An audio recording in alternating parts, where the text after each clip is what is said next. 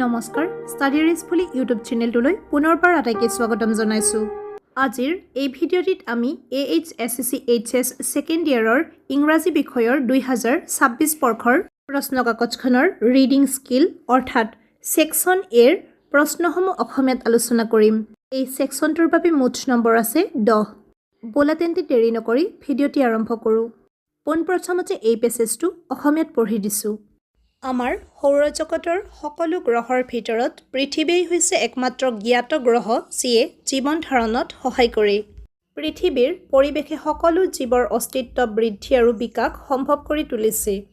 এই সৰু পেৰেগ্ৰাফটোৰ কিছু শব্দৰ অৰ্থ কৈ দিছোঁ। ছ'লাৰ ছিষ্টেম মানে হৈছে সৌৰজগত, ছাপৰ্টছ লাইফ মানে হৈছে জীৱন ধাৰণত সহায় কৰে অথবা জীৱন বৰ্তাই ৰাখে, এক্সিষ্টেঞ্চ মানে হৈছে অস্তিত্ব আৰু লিভিং বিংছ মানে হৈছে জীৱকুল অথবা জীৱসমূহ। এইবাৰ আমি দ্বিতীয় পেৰেগ্ৰাফটো লৈছোঁ।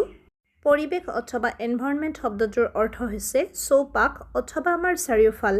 আমি বিভিন্ন ধৰণৰ বিকিৰণ, বায়ু, পানী, মাটি, শিল আৰু খনিজ পদাৰ্থৰ দ্বাৰা পৰিবেষ্টিত হৈ আছোঁ আৰু এইবোৰৰ সৈতে ক্ৰিয়া প্ৰতিক্ৰিয়া কৰি আছোঁ, যিবোৰক পৰিৱেশৰ অজৈৱিক কাৰক অথবা এবায়টিক ফেক্টৰ্ছ বুলি কোৱা হয়।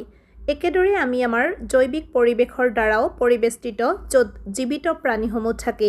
এই জীৱসমূহ ইটোৱে সিটোৰ সৈতে ক্ৰিয়া কৰে আৰু নিজৰ অজৈৱিক পৰিৱেশৰ সৈতে অবিচ্ছেদ্যভাৱে সাঙুৰ খাই থাকে।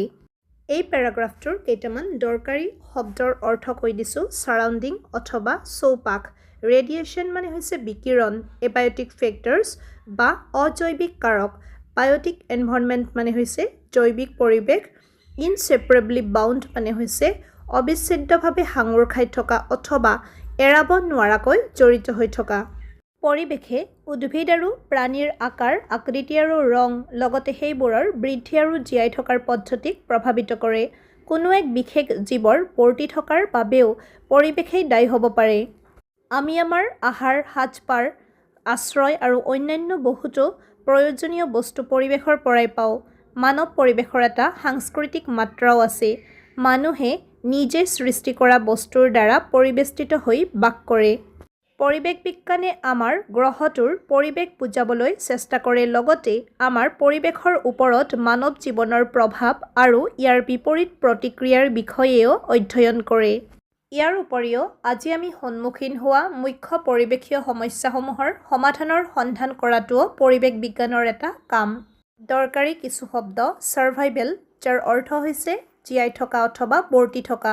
কালচাৰেল ডাইমেনশ্যন, যাৰ অৰ্থ হৈছে সাংস্কৃতিক মাত্ৰা। ইম্পেক্ট মানে হৈছে প্ৰভাৱ।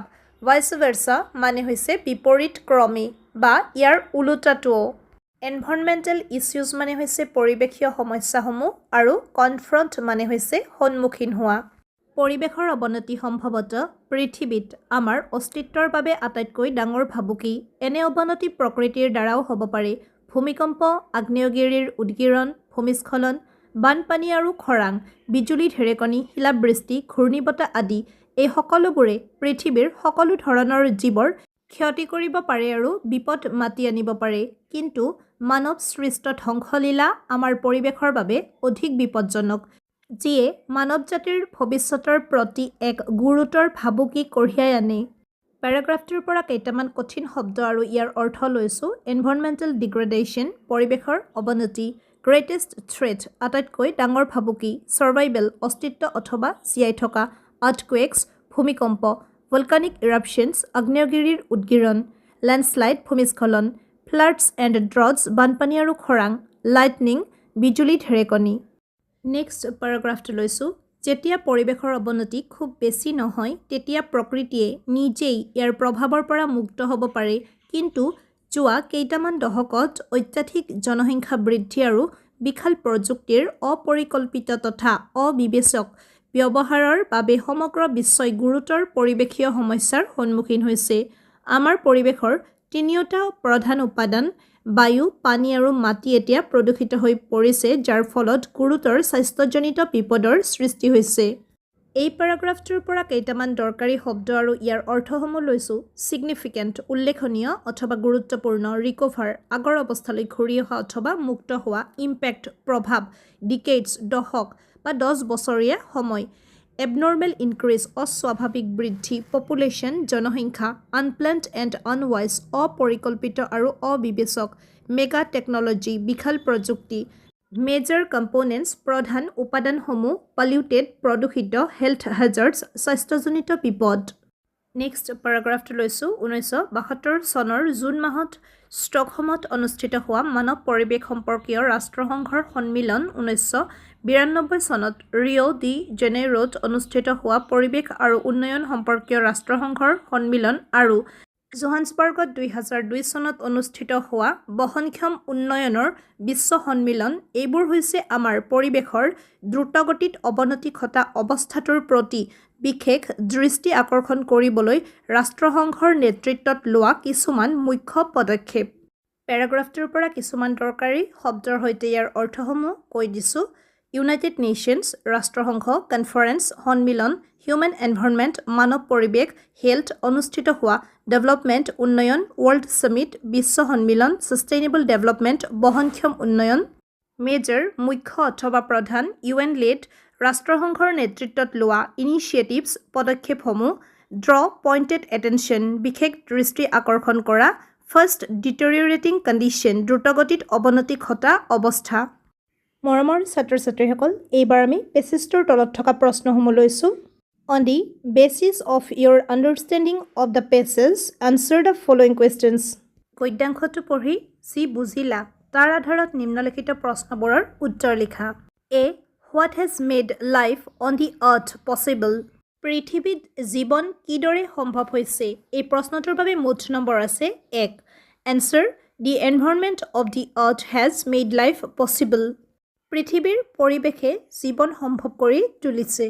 2 নম্বৰ প্ৰশ্ন what are the biotic factors of environment পৰিৱেশৰ জৈৱিক কাৰকবোৰ কি কি এই প্ৰশ্নটোৰ বাবে মুঠ নম্বৰ আছে 2 answer the living organisms which interact with each other and their surroundings are the biotic factors যিবোৰ জীৱিত প্ৰাণীয়ে ইটোৱে সিটোৰ সৈতে আৰু নিজৰ চৌপাশৰ সৈতে ক্ৰিয়া প্ৰতিক্ৰিয়া কৰে সেইবোৰেই জৈৱিক কাৰক C what does environmental science attempt to study পৰিৱেশ বিজ্ঞানে কি অধ্যয়ন কৰিবলৈ চেষ্টা কৰে মুঠ number 2 answer environmental science attempts to study the environment of our planet the impact of human life on it and the solutions to environmental issues পৰিৱেশ বিজ্ঞানে আমাৰ গ্ৰহটোৰ পৰিৱেশ ইয়াৰ ওপৰত মানৱ জীৱনৰ প্ৰভাৱ আৰু পৰিৱেশীয় সমস্যাৰ সমাধানসমূহ অধ্যয়ন কৰিবলৈ চেষ্টা কৰে D mention two recent developments in the last few decades that have led two